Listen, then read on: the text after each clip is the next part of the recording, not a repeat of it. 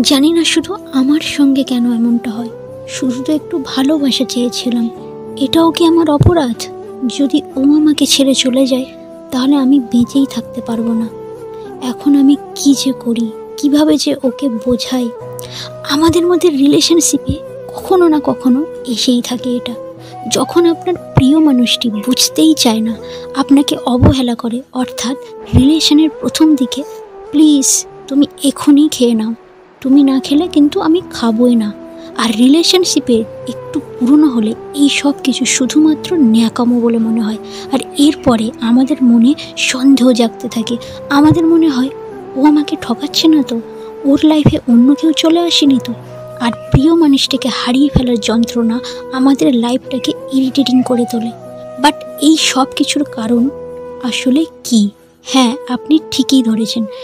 রিলেশনশিপে এইরকম সিচুয়েশন তৈরি হওয়ার প্রধান কারণ হলো সঠিক আন্ডারস্ট্যান্ডিংয়ের অভাব।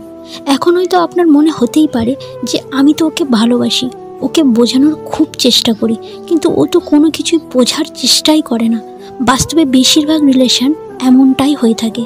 যখন একজনের ইন্টারেস্ট কোনো কারণে কম হতে থাকে তখন রিলেশনটি উল্টো দিকে দৌড়াতে থাকে।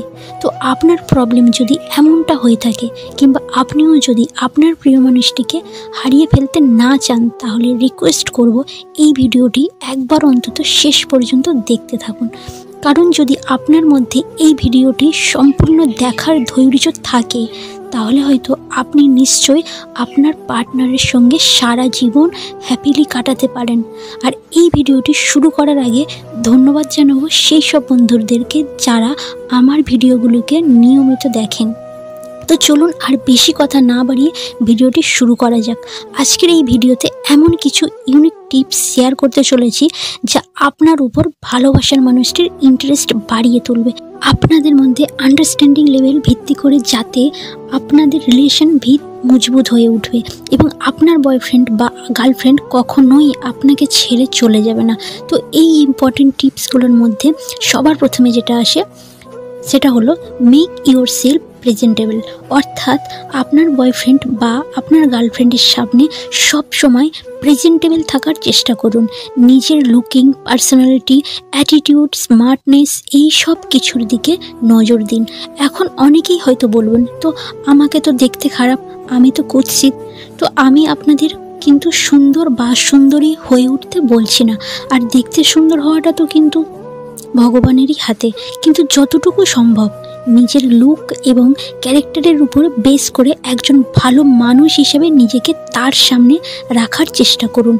একবার মনে করুন তো, দেখুন যখন আপনি আপনার গার্লফ্রেন্ড বা বয়ফ্রেন্ডেরকে ইমপ্রেস করার চেষ্টা করেছিলেন প্রথমের দিকে, তখন কি এখনকার মতো নর্মাল ড্রেসে তার সামনে যেতেন? তখন কি আপনি তার সঙ্গে সাধারণভাবে কথা বলতেন? তখন তো সব থেকে ভালো ড্রেসটি পরে, মুখে মেকআপ লাগিয়ে, চুলে জেল লাগিয়ে ছাড়া তার সামনে হয়তো যেতেনই না।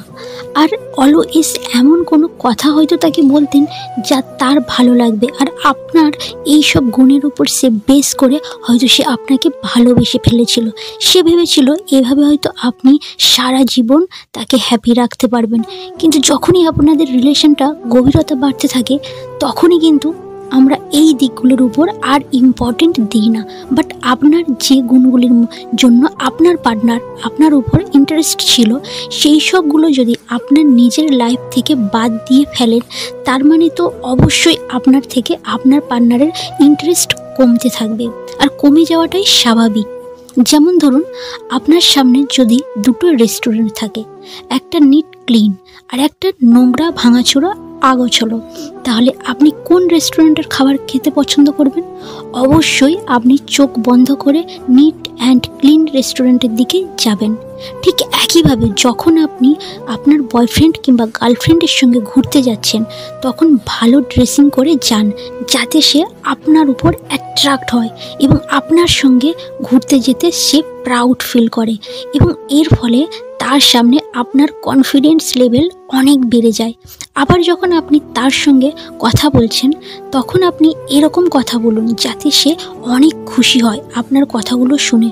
অর্থাৎ তাকে অল টাইম অলওয়েজ হাসানোর চেষ্টা করুন, যাতে ঠিক আগের মতো করে সে সব সময় আপনার কথাই ভাবে।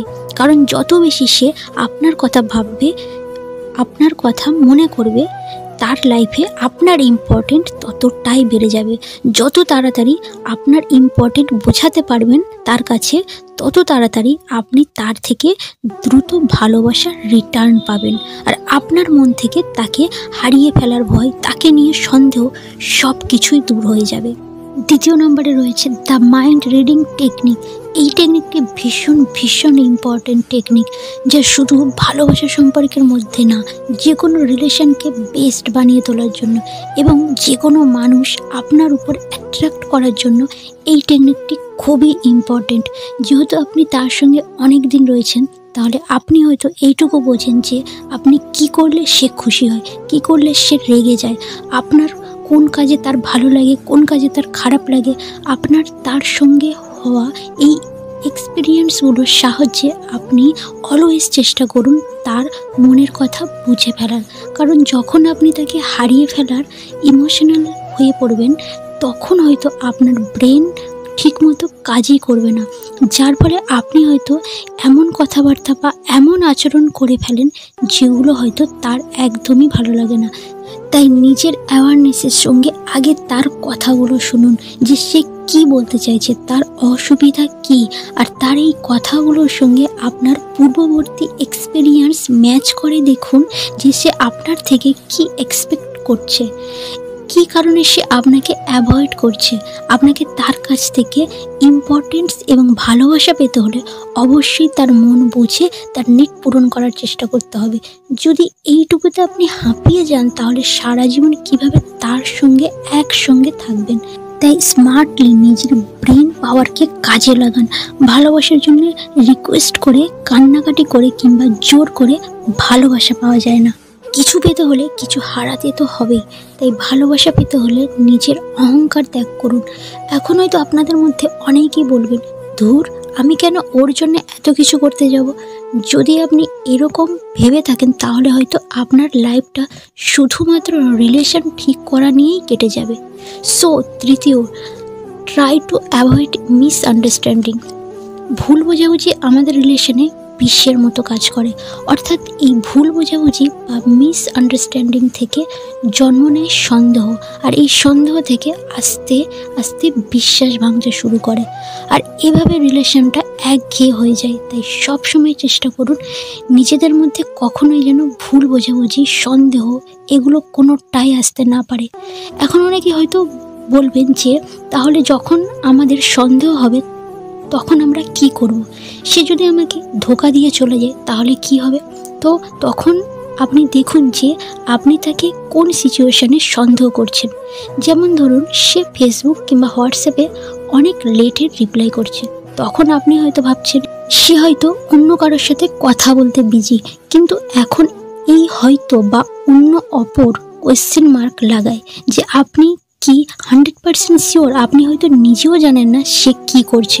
হয়তো সে টিভি দেখতে দেখতে কিংবা খেতে খেতে আপনার সঙ্গে চ্যাট করছে, সে হয়তো অন্য কোনো কাজ করছে।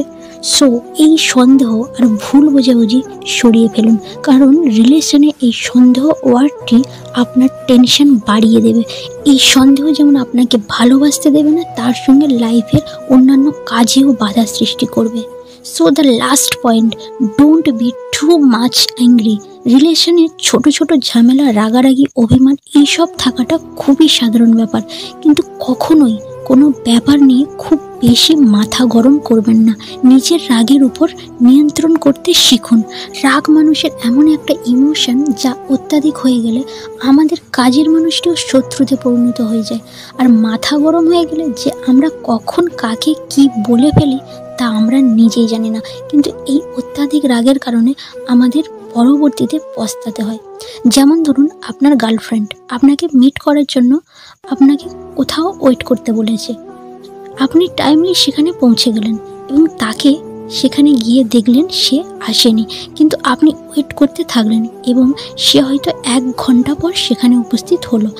আর ব্যাস, তখন তো আপনার মাথা পুরো গরম হয়ে গেল আর আপনি আপনার সব রাগ তার উপর দেখিয়ে দিলেন। তাহলে তো এই সিচুয়েশনের পর আপনাদের রিলেশনের সমস্যা আসাটা খুবই স্বাভাবিক। সো যতটুকু রাগ না দেখালেই না, ততটুকুই দেখান। রেগে গিয়ে নিজের উপর কন্ট্রোল হারিয়ে ফেললে হয়তো ভালোবাসার উপর থেকে আপনার কন্ট্রোল হারিয়ে যাবে। কারণ যে নিজের রাগের উপর কন্ট্রোল রাখতে পারে না, সে নিজের ভালোবাসার উপর কিভাবে কন্ট্রোল রাখবে। তো বন্ধুরা, আজকের ভিডিও এই পর্যন্ত। ভিডিও ভালো লাগলে লাইক করবেন, শেয়ার করবেন, সাবস্ক্রাইব করবেন।